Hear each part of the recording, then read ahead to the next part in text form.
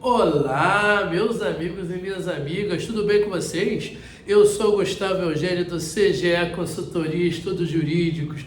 Estou aqui de volta, pessoal, mais uma vez para falar sobre o concurso do TRT, um novo assunto de direito do trabalho. E hoje eu vou falar sobre contrato de trabalho intermitente. Isso mesmo, pessoal, contrato de trabalho intermitente, um tema bem recente da reforma trabalhista.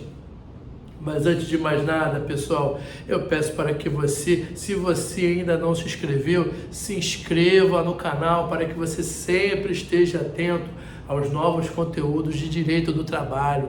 Peço também que vocês deem o like nesse vídeo, pessoal. O seu like sempre ajuda o nosso canal. Peço também que vocês compartilhem esse vídeo, porque além de ajudar o nosso canal, você também vai estar ajudando outras pessoas a conhecerem esse tema de contrato de trabalho intermitente e certamente outros assuntos ligados a direito do trabalho e tudo ligado a esse concurso do TRT.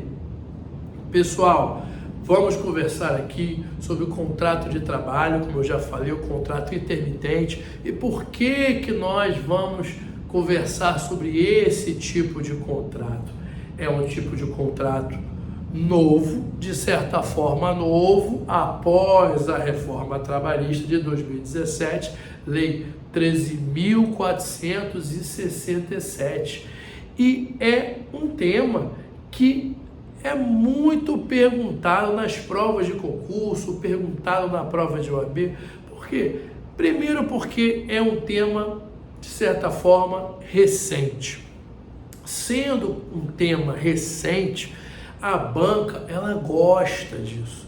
E além disso, pessoal, até pelo pouco tempo de uso, ele gera muitas dúvidas. E é interessante que nós conheçamos esse tipo de contrato, porque ele veio para flexibilizar o contrato de trabalho, ele veio para flexibilizar a relação de emprego, mas ainda assim gera muitas dúvidas no dia a dia, como com certeza mais para frente aí nós vamos conversar, inclusive, sobre essas dúvidas. Olha só, pessoal, quando a gente conversa sobre contrato de trabalho intermitente, o primeiro artigo que nós vamos conversar é lá no artigo 443 da CLT. Se você olhar aí na aula passada, se você não viu a aula passada, volta lá no vídeo passado, volta lá, porque lá eu falei as espécies, as modalidades do contrato de trabalho. E lá, nessa aula, eu mencionei sobre o contrato de trabalho intermitente. E aqui eu vou falar um pouco mais aprofundado. Você vai lá no artigo 443, no parágrafo 3º. Esse é o primeiro momento que a CLT ela fala de contrato de trabalho intermitente, lá no parágrafo 3º. E ele vai falar lá, contrato de trabalho intermitente é aquele que de forma subordinada, havendo alternância de período de atividade, período de inatividade, sendo um contrato de trabalho de forma não contínua, será realizado essa espécie de contrato entre empregado e entre empregador. Veja bem aqui, pessoal, primeira informação que eu quero falar para vocês é a subordinação. A subordinação é inerente a todo contrato de trabalho.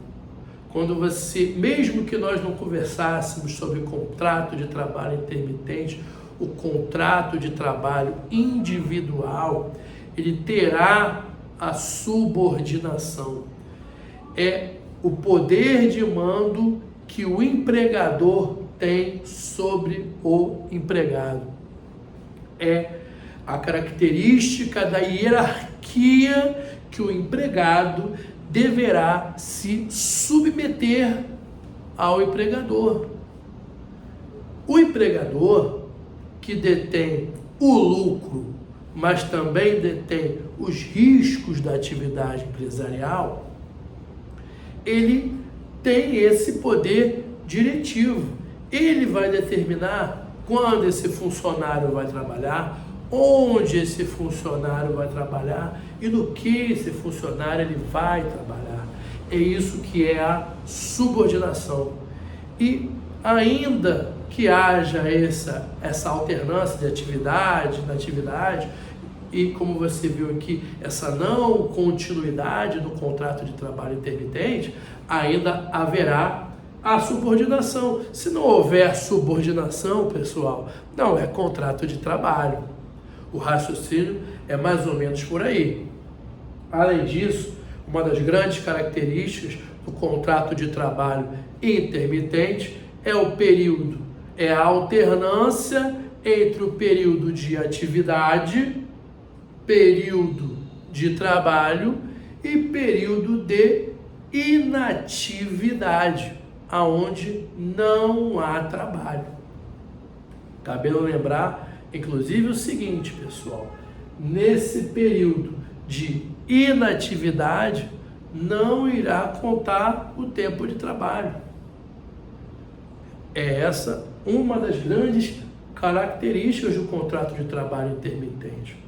Além disso, a legislação no parágrafo 3º já falou não contínuo. O contrato de trabalho intermitente, ele é não contínuo. Interessante nós conversarmos sobre isso. Para quê? Para você entender essa diferença. O contrato de trabalho comum, que é o quê? O contrato de trabalho indeterminado, ele goza de continuidade. A pessoa, após a sua experiência, se aquele contrato de trabalho que era determinado, com base no contrato de experiência, após os 90 dias, ele se torna um contrato de trabalho a prazo indeterminado. A partir disso, ele é contínuo. Já o contrato de trabalho intermitente, ele é não contínuo. Perceberam? Então, até porque, pela sua alternância de atividade e inatividade. São detalhes que parecem detalhezinhos bobos, mas são esses detalhes aqui que o examinador ele quer te pegar. Então pega essas palavras aqui, e essas palavras vão te ajudar na hora de você estudar e na hora de você responder as questões da prova. Porque é nessa brincadeira que a banca FCC ela vai botar, principalmente a FCC, que é uma banca muito voltada à letra da lei. Então fica atento. Além disso, pessoal, só para terminar aqui, quando nós conversamos do parágrafo 3º, o contrato de trabalho intermitente, ele serve para todo e qualquer tipo de atividade, exceto para os aeronautas, que têm legislação própria, que têm legislação específica. Presta atenção nessa exceção, porque também exceção é algo que banca de concurso adora perguntar. Fica atento nessa exceção. Saindo do artigo 443, parágrafo 3º, pessoal, nós vamos dar uma olhadinha lá no artigo 452A da CLT. Ele vai esmiuçar um pouco mais ali o que é o contrato de trabalho intermitente. Muito bacana que você dê uma olhada nesse 452A para você se aprofundar, porque na verdade, pessoal, nós não sabemos para qual lado vai o examinador. Essa que é a verdade.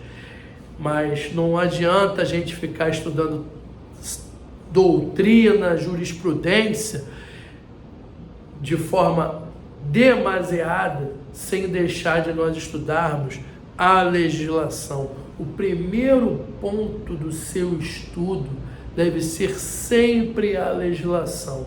Depois da legislação, você vai para a jurisprudência. Você vai pegar as orientações jurisprudenciais do TST, você vai estudar as súmulas do TST. É isso que a banca ela quer. Letra de lei, súmula e OJ. Ah, Gustavo, não vai cair outras coisas? Entendimentos e algumas decisões do TST que não necessariamente sejam sumuladas? Talvez sim. Pode ser que caia sim. Será que não vai cair parte de doutrina? Um copia e cola de doutrina do Maurício Godinho, professor, ministro inclusive do TST, Maurício Godinho Delgado, aqui do Rio de Janeiro, professora Vólia Bonfim? Pode ser que caia doutrina também, mas o problema da doutrina e da jurisprudência é que é muito espaçado e você não tem esse tempo de ficar pegando um livro, um manual de direito do trabalho com 1000 páginas e estudar nesse curto tempo. Essa que é a verdade. Então, aquilo, sobrou um tempo, dá uma estudada em um ou outro tema da doutrina de forma bem específica. Surgiu, você recebeu informação de algumas decisões do TST, aproveita, dá uma lida rápida ali. Mas quando eu falo jurisprudência, é mais OJ e súmula, porque geralmente é o que cai. Letra de lei é o que cai. Então foca o teu tempo no que cai, com maior quantidade, é lógico. Aí, você já estudando esse 452A, você vai na letra da lei e vai ver lá o seguinte, ele já começa dizendo que o contrato de trabalho intermitente, ele é por escrito. Contrato de trabalho intermitente é por escrito. Não há hipótese de haver um contrato de trabalho intermitente que não seja por escrito. Aqui, a letra da lei não fala, a anotação da CTPS, mas é óbvio, porque ele está dizendo que as informações do contrato de trabalho intermitente, ele fala ali do salário mínimo hora, todos esses detalhes. Então, por uma interpretação, é lógico que esse contrato, como qualquer contrato, deverá ser anotado na CTPS. São informações e são raciocínios que parecem óbvios, mas não necessariamente o são. Mas então você precisa entender isso. Além disso, pessoal, como eu falei aqui, no contrato de trabalho intermitente, o empregador deverá pagar o salário mínimo dia, o salário mínimo hora da localidade, ou o mesmo salário, ou a base do salário mínimo dos empregados ali registrados e anotados naquela empresa. O que eu quero dizer com isso? Imagine que tem uma empresa que já tem nos seus quadros alguns funcionários lá fixos, de determinada atividade. Só que ele sabe que em alguns momentos eles precisam de mais colaboradores daquele cargo. Só que esses colaboradores, eles só estarão presentes ali durante um período. Vamos imaginar que eles têm 2 funcionários de CLT, sempre para atuar ali nas necessidades. E no decorrer do ano, em partes desse período do ano, eles não precisam de mais funcionários, porque não tem esse excesso de atividade. Mas vamos imaginar que de forma sazonal, ou que durante 4 ou 5 vezes no ano, eles precisem de mais 5 funcionários. Lembrando que nem sempre isso é previsível. Depende do tipo, depende do contrato daquela empresa. Vamos imaginar que essa empresa, de janeiro a março, ela não tem tantos contratos. Então ela só precisa daqueles 2 funcionários. Aí no final de março ela fecha um contrato, que provavelmente esse contrato vai de abril a junho. Nesse contrato de abril a junho, ela vai precisar contratar mais 5 funcionários. Então, ela vai contratar esses 5 funcionários. Então, o que acontece? Esses 5 funcionários deverão ser anotados como contrato de trabalho intermitente. Só que o salário desses 5 funcionários sempre deverá ter por base ou salário mínimo dia, ou salário mínimo hora, ou o salário desses funcionários efetivos, aqueles 2 lá que eu falei para você, durante esse período que eles estiverem na atividade para esse empregado. É mais ou menos assim. Além disso, pessoal, outro detalhe importante que você precisa saber do contrato de trabalho intermitente é a convocação e a aceitação dessa convocação.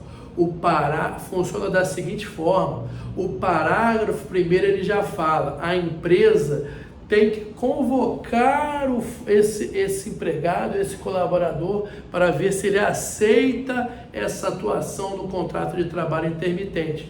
E essa convocação deverá ser até 3 dias corridos. Se o empregador quiser que esse empregado trabalhe em determinado dia, tem que ser com antecedência de 3 dias corridos. E o parágrafo 2º nos informa o seguinte: o empregado, assim que recebe essa convocação, ele tem 1 dia útil para dar essa resposta. E se ele não der essa resposta nesse dia útil, o silêncio valerá como recusa. Também é importante esses parágrafo 1º e 2º, que pode ser que caia, principalmente esse parágrafo 2º. Além disso, pessoal, parágrafo seguinte também acho que é interessante você dar uma lida nele. Olha o que ele fala aqui: no período de inatividade. Lembra que o contrato de trabalho intermitente tem como característica a alternância da atividade e da inatividade? Pois é, nesse período de inatividade, esse empregado ele poderá prestar serviço para outros empregadores. Esse período de inatividade ele não contará como, olha a expressão, tempo à disposição.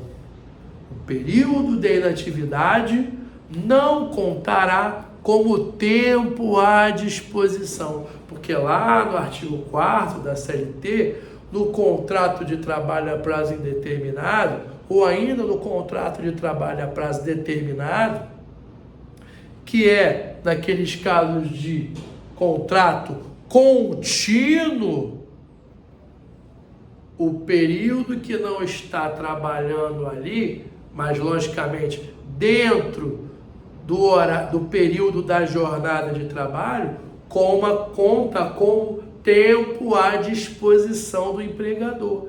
Então o legislador ele ficou atento aqui para dar esse contraponto.